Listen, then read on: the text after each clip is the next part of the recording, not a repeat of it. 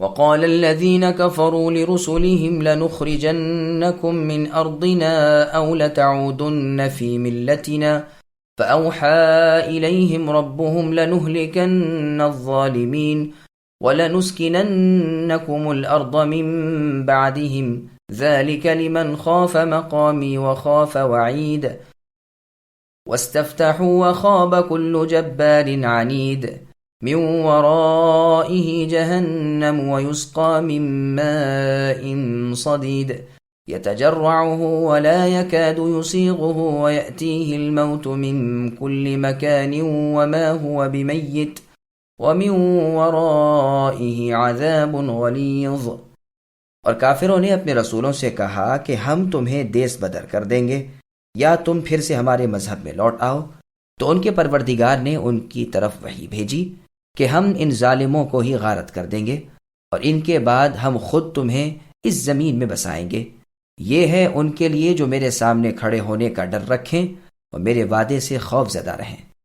آخر فیصلے کو طلب کرنے لگے تو سرکش ضدی لوگ نامراد ہو گئے۔ اس کے سامنے دوزخ ہے جہاں وہ پیپ کا پانی پلایا جائے گا جسے بمشکل گھونٹ گھونٹ اڑیلے گا، پھر بھی اسے گلے سے اتار نہ سکے گا۔ ہر جگہ سے موت آتی دکھائی دے گی لیکن وہ مرنے والا نہیں، پھر اس کے پیچھے بھی سخت عذاب ہے۔ سامعین اب آیتوں کی تفسیر سماعت کیجیے۔ اہل جہنم کی خوراک۔ کافر جب تنگ ہوئے، کوئی حجت باقی نہ رہی تو نبیوں کو دھمکانے لگے اور دیس نکالنے سے ڈرانے لگے۔ قوم شعیب نے بھی اپنے نبی شعیب علیہ السلام اور مؤمنوں سے یہی کہا تھا کہ تمہیں اپنی بستی سے نکال دیں گے۔ لوطیوں نے بھی یہی کہا تھا کہ آل لوط کو اپنے شہر سے نکال دو۔ مشرکین قریش نے بھی یہی منصوبہ باندھا تھا اور یہ بھی کہا تھا کہ قید کر لو، قتل کر دو یا ملک سے باہر نکال دو۔ وہ مگر مکر کرتے تھے، لیکن اللہ تعالیٰ بھی ان کے داؤ میں تھے۔ اپنے نبی کو سلامتی کے ساتھ مکے سے لے گئے۔ مدینے والوں کو آپ کا انصار و مددگار بنا دیا۔ وہ انصار آپ کے لشکر میں شامل ہو کر آپ کے جھنڈے تلے کافروں سے لڑے اور بتدریج اللہ تعالیٰ نے آپ کو ترقیاں دیں، یہاں تک کہ بالآخر آپ نے مکہ بھی فتح کر لیا۔ اب تو دشمنان دین کے منصوبے خاک میں مل گئے، ان کی امیدوں پر اوس پڑ گئی، ان کی آرزویں پامال ہو گئیں۔ دین الہی لوگوں کے دلوں میں مضبوط ہو گیا، جماعتوں کی جماعتیں دین میں داخل ہونے لگیں، تمام روئے زمین کے دینوں پر دین اسلام چھا گیا۔ کلمہ رب لا الہ الا اللہ محمد الرسول اللہ بلند و بالا ہو گیا اور تھوڑے سے زمانے میں مشرق سے مغرب تک اشاعت اسلام ہو گئی۔ فالحمد للہ۔ یہاں فرمان ہے کہ ادھر کفار نے نبیوں کو دھمکایا، ادھر اللہ تعالیٰ نے ان سے سچا وعدہ فرمایا کہ یہی ہلاک ہوں گے اور زمین کے مالک تم بنو گے، جیسے اللہ تعالیٰ نے سورہ صافات کی آیت نمبر 171 تا آیت نمبر 173 میں فرمایا، جس کا ترجمہ ہے کہ ہمارا کلمہ ہمارے رسولوں کے بارے میں سبقت کر چکا ہے کہ وہی کامیاب ہوں گے اور ہمارے لشکر ہی غالب رہیں گے۔ اور سورہ مجادلہ کی آیت نمبر 21 میں فرمایا کتب اللہ لأغلبن انا ورسلی الی آخرہ، یعنی اللہ تعالیٰ اس بات کو لکھ چکے ہیں کہ میں اور میرے پیغمبر ہی غالب آئیں گے، اللہ قوت والے، عزت والے ہیں۔ اور سورہ انبیاء کی آیت نمبر 105 میں اللہ نے ارشاد فرمایا، جس کا ترجمہ ہے کہ ذکر کے بعد زبور میں بھی یہی تحریر ہے۔ موسیٰ علیہ السلام نے بھی اپنی قوم سے یہی فرمایا تھا کہ تم اللہ سے مدد طلب کرو، صبر و سہار کرو، زمین اللہ ہی کی ہے، اپنے بندوں میں سے جسے وہ چاہیں وارث بنائیں، انجام کار پرہیزگاروں کا ہی ہے۔ اور سورہ اعراف کی آیت نمبر 137 میں اللہ نے فرمایا وَأَوْرَثْنَا الْقَوْمَ الَّذِينَ كَانُوا يُسْتَضْعَفُونَ إِلَى آخِرِهِ، یعنی ضعیف اور کمزور لوگوں کو ہم نے زمین کی مشرق اور مغرب کا وارث بنا دیا جہاں ہماری برکتیں تھیں۔ بنی اسرائیل کے صبر کی وجہ سے ہمارا ان سے جو بہترین وعدہ تھا وہ پورا ہو گیا۔ ان کے دشمن فرعون اور فرعونی اور ان کی کرائی تیاریاں سب ایک مشت خاک میں مل گئیں۔ نبیوں سے فرما دیا گیا کہ زمین تمہارے قبضے میں آئے گی۔ یہ وعدے ان کے لیے ہیں جو قیامت کے دن کے میرے سامنے کھڑے ہونے سے ڈرتے رہیں اور میرے ڈراوے اور عذاب سے خوف کھاتے رہیں، جیسے اللہ تعالیٰ نے سورہ نازعات کی آیت نمبر 37 میں فرمایا فَأَمَّا مَنْ طَغَى إِلَى آخِرِهِ، یعنی جس نے سرکشی کی اور دنیاوی زندگی کو ترجیح دی اس کا ٹھکانہ جہنم ہے۔ اور سورہ رحمان کی آیت نمبر 46 میں اللہ نے فرمایا، جس کا ترجمہ ہے اپنے رب کے سامنے کھڑے ہونے کا خوف جس نے کیا اسے دوہری جنتیں ہیں۔ رسولوں نے اپنے رب سے مدد و فتح و فیصلہ طلب کیا، یا یہ کہ ان کی قوم نے اسے طلب کیا، جیسے قریش مکہ نے کہا تھا کہ الہی اگر یہ حق ہے تو ہم پر آسمان سے پتھر برسائیے اور کوئی دردناک عذاب ہمیں دیجیے۔ اور یہ بھی ہو سکتا ہے کہ ادھر سے کفار کا مطالبہ ہوا، ادھر سے رسولوں نے بھی اللہ سے دعا کی، جیسے بدر والے دن ہوا تھا کہ ایک طرف رسول اللہ صلی اللہ علیہ وسلم دعا مانگ رہے تھے، دوسری طرف سرداران کفر بھی کہہ رہے تھے کہ الہی آج سچے کو غالب کیجیے۔ یہی ہوا بھی۔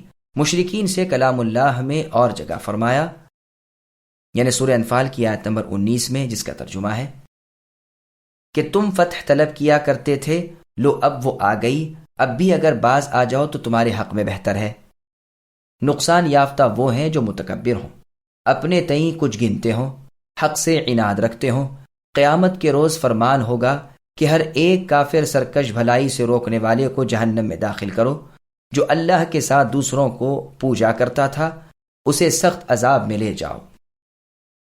سنن ترمذی میں رسول اللہ صلی اللہ علیہ وسلم کی حدیث ہے کہ قیامت کے دن جہنم کو لایا جائے گا، وہ تمام مخلوق کو پکار کر کہے گی کہ میں ہر ایک سرکش ضدی کے لیے مقرر کی گئی ہوں۔ اس وقت ان بد لوگوں کا کیا ہی برا حال ہوگا، جبکہ انبیاء علیہم السلام تک اللہ تعالیٰ کے سامنے گڑ گڑا رہے ہوں گے۔ وراء یہاں پر معنی میں امامہ سامنے کے ہے، جیسے اللہ تعالیٰ نے سورہ کہف کی آیت نمبر 79 میں فرمایا وَكَانَ وَرَاءَهُمْ مَلِكٌ۔ ابن عباس رضی اللہ عنہ کی قراءت ہی وَكَانَ أَمَامَهُمْ مَلِكٌ ہے، غرض سامنے سے جہنم اس کی طاق میں ہوگی جس میں جا کر پھر نکلنا نہ ہوگا۔ قیامت کے دن تک تو صبح و شام وہ پیش ہوتی رہی، اب وہی ٹھکانہ بن گئی۔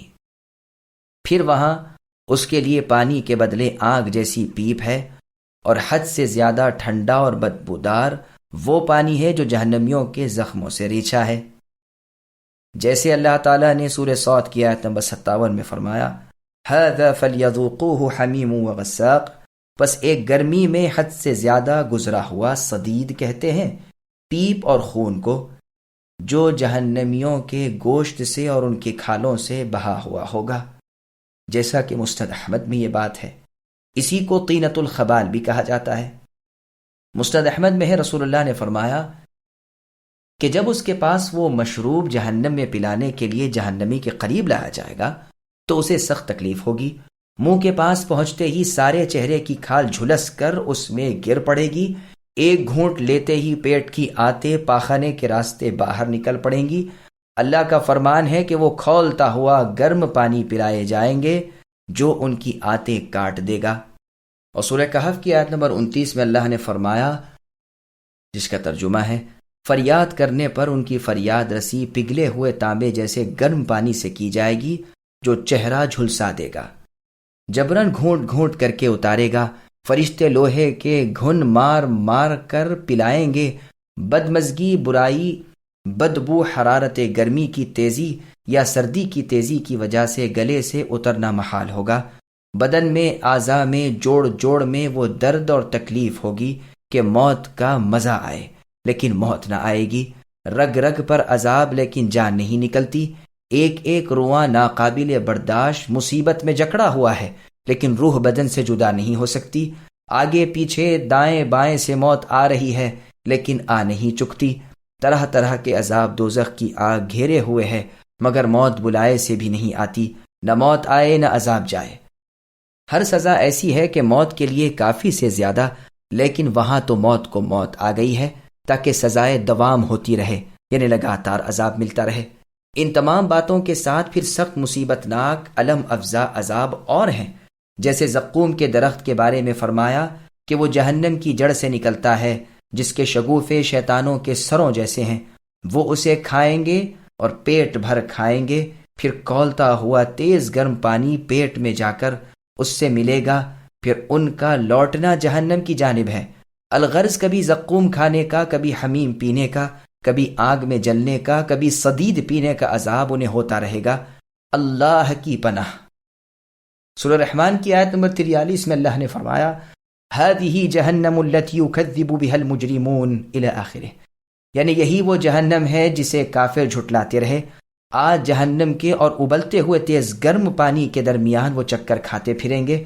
اور آیت میں ہے کہ زقوم کا درخت گنہگاروں کی غذا ہے، جو پگھلے ہوئے تانبے جیسا ہوگا، پیٹ میں جا کر ابلے گا اور ایسے جوش مارے گا جیسے گرم پانی خود بدیاں لے رہا ہو۔ اللہ تعالیٰ نے سورہ دخان کی آیت نمبر 43 تا 50 میں فرمایا، جس کا ترجمہ ہے، اسے پکڑو اور اسے بیچ جہنم میں ڈال دو، پھر اس کے سر پر گرم پانی کے تریٹھے کا عذاب بہاؤ، مزہ چک، تو اپنے خیال میں بڑا عزیز تھا اور کرم والا تھا، یہی ہے وہ جس سے تم ہمیشہ شک و شبہ کرتے رہے۔ اور سورہ واقعہ کی آیت نمبر 41 تا 44 میں اللہ نے فرمایا، جس کا ترجمہ ہے کہ وہ لوگ جن کے بائیں ہاتھ میں نام اعمال دیے جائیں گے کیسے بد لوگ ہیں، گرم ہوا اور گرم پانی میں پڑے ہوئے ہوں گے اور دھوئیں کے سائے میں جو نہ ٹھنڈا نہ باعزت۔ اور سورہ صاد کی آیت نمبر 55 تا 58 میں اللہ نے فرمایا، جس کا ترجمہ ہے، سرکشوں کے لیے جہنم کا برا ٹھکانہ ہے جس میں وہ داخل ہوں گے، اور وہ رہائش کی بدترین جگہ ہے۔ اس مصیبت کے ساتھ تیز گرم پانی اور پیپ اور لہو اور اسی کے ہم شکل اور بھی طرح طرح کے عذاب ہوں گے جو دوزخیوں کو بھگتنے پڑیں گے، جنہیں اللہ تعالیٰ کے سوا کوئی نہیں جانتے۔ یہ ان کے اعمال کا بدلہ ہوگا، نہ کہ اللہ تعالیٰ کا ظلم۔ اللہ تعالیٰ کی ذات تو ظلم کرنے سے مبرہ اور پاک ہے۔